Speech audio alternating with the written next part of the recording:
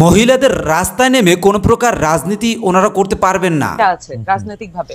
এখানে এই ধরনের প্রশ্ন মানে এই যে পোশাক এবং চলাফেরা বেসিক্যালি নারীদেরকে কেন্দ্র করে এই ধরনের প্রশ্ন উত্থাপন করে বা এই ধরনের বাতাবরণ একটা তথ্যের বাতাবরণ তৈরি করে এমন ভাবে পোট্রে করা হয় মনে হয় যেন এখানে নারীদের বিপক্ষে সকল মানুষ দাঁড়িয়ে আছে, কিন্তু এটা একটা ছোট্ট গোষ্ঠী। বরঞ্চ এই আসিয়ার যে ঘটনাটা আমরা দেখলাম এটার মধ্য দিয়ে আমরা দেখেছি বাংলাদেশের বেশিরভাগ মানুষ বাংলাদেশের নারীদের নিরাপত্তার জন্য। এবার খালেদ মহিউদ্দিন সাহেবের টকশোতে এনায়েতুল্লাহ আব্বাসীর উপর খেপে গেলেন জাতীয় নাগরিক পার্টির একজন নেত্রী। উনি খেপলেন কেন জানেন? এনায়েতুল্লাহ আব্বাসী সাহেব বলতেছেন মহিলাদের রাস্তায় নেমে কোনো প্রকার রাজনীতি ওনারা করতে পারবেন না, এরকম রাইট ওনাদের নাই। সেই পরিপ্রেক্ষিতে জাতীয় নাগরিক পার্টির একজন মেম্বার উনি কিন্তু সাথে সাথে খেপে গেলেন এবং এর জবাব কিন্তু উনি দিলেন। তো আজকে টকশোটি দেখলে আপনি বুঝতে পারবেন এনায়েতুল্লাহ আব্বাসী সাহেব সত্য নাকি জাতীয় নাগরিক পার্টির সেই নেত্রী সত্য। এবং মহিলাদের রাজনীতি আপনি কতটুকু পছন্দ করেন সেটা অবশ্যই কমেন্ট বক্সে জানাবেন। তো চলেন আমরা এই খালেদ মহিউদ্দিন সাহেবের এই পুরো টক শোটি দেখতে থাকি এবং যারা যারা নতুন এখন চ্যানেলটি সাবস্ক্রাইব করে দিবেন, অবশ্যই লাইক দিতে ভুলবেন না। দেখুন আপনি দাউদ হায়দার এদেশে সে সাতিম ছিল, আল্লাহ তার হাবিব সাল্লাল্লাহু আলাইহি ওয়াসাল্লামের সামনে গালি দিয়েছিল, তখন এদেশের তখন যে সরকার ছিল তারা তাকে জামাইয়াতদের বিদেশ পাঠিয়ে দিয়েছে। একই অবস্থা তাসলিমা নাসরিন যখন প্রচুর বই লিখেছে এবং আল্লাহ তার হাবিবকে গালি দিয়েছে, আম্মাজান আয়েশা রাদিয়াল্লাহু তাআলা আনহার চরিত্র নিয়ে কথা বলেছে, তখন তৎকালীন সরকার তাকে সম্পূর্ণ নিরাপত্তা দিয়ে তার সিকিউরিটি থ্রেট যেন না থাকে তাকে বিদেশ পাঠিয়ে দিয়েছে। আর তখন আন্দোলন করে প্রচুর লোক বাংলাদেশে শহীদ হয়েছিল। এরপরে আপনারা দেখেছেন যে 13 সালে যখন শাহবাগ চত্বর হলো, শাহবাগ চত্বরটা কেন হয়েছিল? সেটা কি হয়েছিল ইসলামকে আঘাত করার জন্য না যুদ্ধাপরাধীদের শাস্তি দাবিতে? কিন্তু যুদ্ধাপরাধীদের শাস্তির দাবিতে যে ব্লগাররা যা খুশি তা করলো, আল্লাহ তার হাবিব সাল্লাল্লাহু আলাইহি ওয়াসাল্লামকে গালি দিল, ইসলামকে আঘাত করলো, তখন যে সরকার ছিল তাদেরকে সুতি প্রতিরোধ করতে পারত। তারই ধারাবাহিকতায় 2013 সালের 5ই মে শাপলা চত্বরে আমরা আন্দোলনে নামলাম।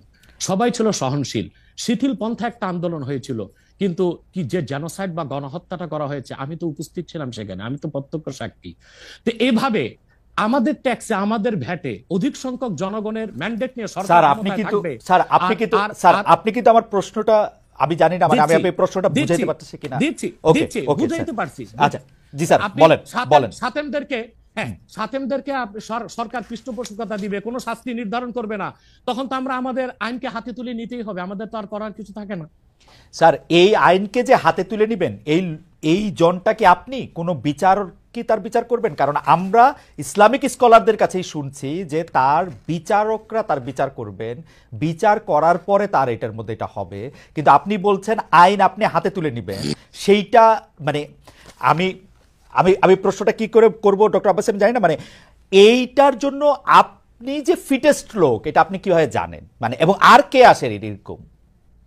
দেখুন তার প্রথম জবাব হচ্ছে উত্তর গেটে আপনি দেখেছিলেন আমি একা ছিলাম না, উত্তর গেটে জনসমুদ্র হয়ে গিয়েছিল এবং সেখানে হেফাজতের শীর্ষ নেতা মীর ইদ্রিস নদভী সাহেব ছিলেন, অসংখ্য আলেম ওলামা ছিল। আমার ফতোয়াটা তারা সবাই সমর্থন করেছে, অতএব এই ফতোয়া আমি একা নই। আপনি যে স্কলারদের কথা বলছেন আদৌ কি তারা স্কলার কিনা এবং জনগণের আস্থা আছে কিনা সেটা একটা দেখার বিষয়। তাহলে তো আমি বলবো আমার মত ঠিক কিনা তার যদি অন্য স্কলাররা দ্বিমত পোষণ করে আপনার টেবিলে তাদেরকে ডাকুন, আমার সাথে ডিবেটে আসুক। আমাকে ইসলাম এই অধিকার দিয়েছে, এটাকে সরানো সম্ভব হয় নাই, আইনকে হাতে তুলে নিতে হয়েছে। অতএব যদি গণতন্ত্রের স্বার্থ রক্ষে আইনকে হাতে তুলে নেওয়া যায়, আল্লাহ তার হাবিবের সুমহান ইজ্জত এবং স্বার্থে আল্লাহ তার হাবিব সাল্লাল্লাহু আলাইহি ওয়াসাল্লামের ইজ্জতের বিপক্ষে কেউ কথা বলবে এবং ধারাবাহিকভাবে শাস্তি পাবে না, চলতেই থাকবে। আমরা শুধু মিটিং মিছিল করে লাঠি পেটা খাবো আর গুলি নিব। স্যার আপনার কাছে মনে হয় না, স্যার আপনার কাছে মনে হয় না এটা আপনার যে নারীর একটা নির্দিষ্ট চেহারা থাকা উচিত এবং সেটা কোনো না কোনো ভাবে পুরুষদের থেকে আলাদা হওয়া উচিত, আপনারা কি মনে করেন?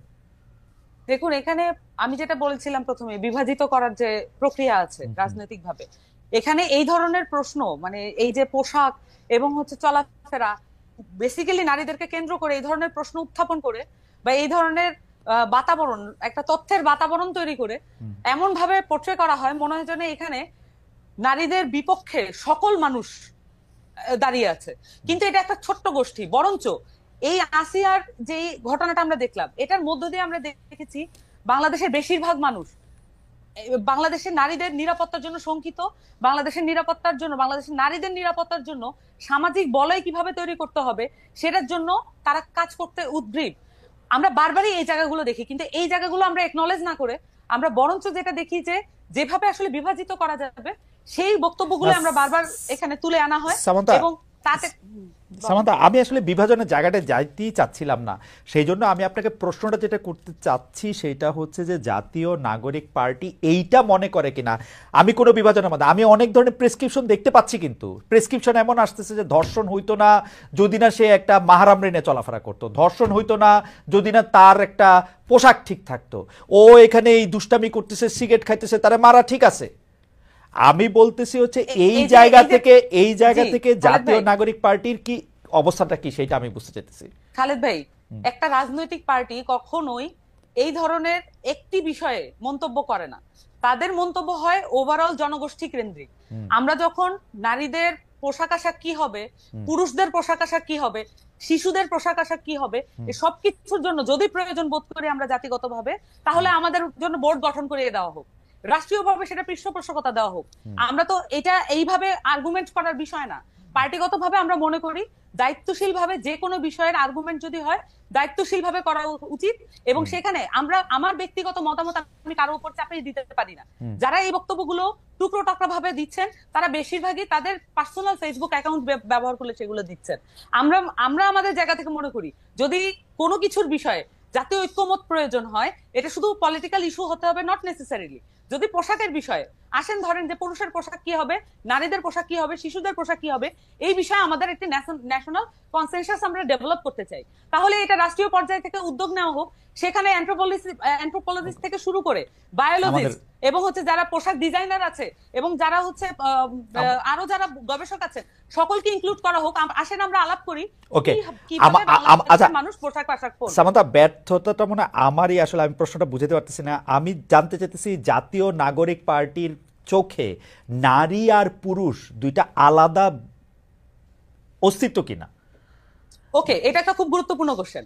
আমরা নাগরিক পার্টির পক্ষ থেকে আমরা বারবারই বলেছি যে আমরা মনে করি যে বাংলাদেশের নাগরিক মর্যাদা যদি নিয়ে আমরা কাজ করি এবং নাগরিক মর্যাদা নিশ্চিত করার ক্ষেত্রে নারী পুরুষ এবং তার পরিচয় যাই হোক, জনগোষ্ঠীর কিছু পরিচয় আছে, জাতিগোষ্ঠীর কিছু পরিচয় আছে, সেটা ছাপিয়ে গিয়ে আমাদের নাগরিক মর্যাদাকে গুরুত্ব সহকারে দেখতে হবে।